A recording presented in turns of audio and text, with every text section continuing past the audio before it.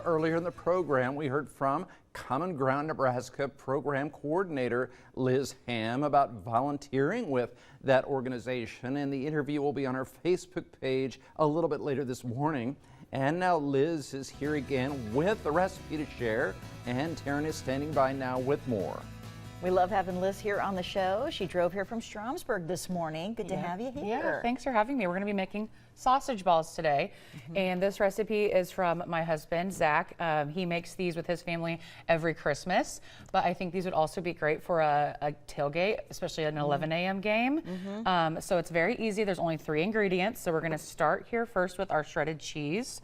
This is a mild cheddar that I bought in a block and then shredded myself at home ahead of time.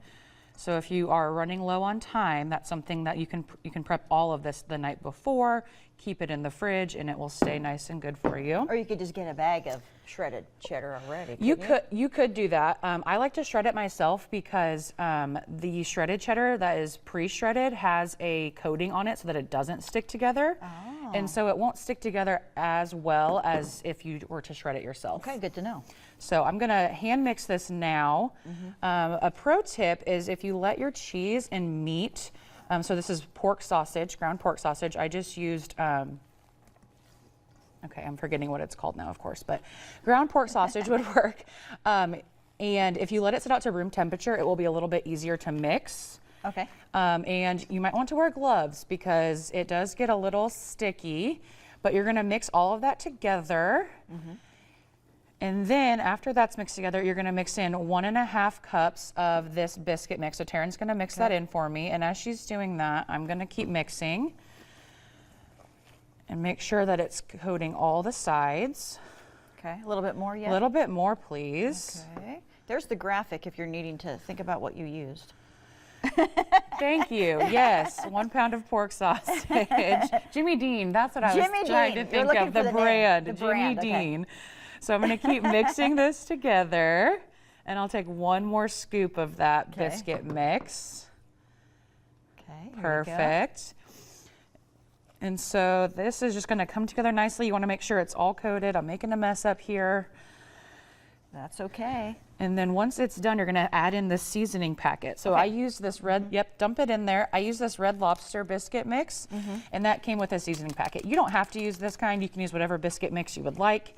You can also add more flour or more of the biscuit mix if you would like to do that as well. But that will help it give a good flavor. Okay, and then you start making them into balls. Yep, and so you can use a cookie scoop if you want to, but like walnut size, about 1 inch. Roll it into a ball and then place it on your oven.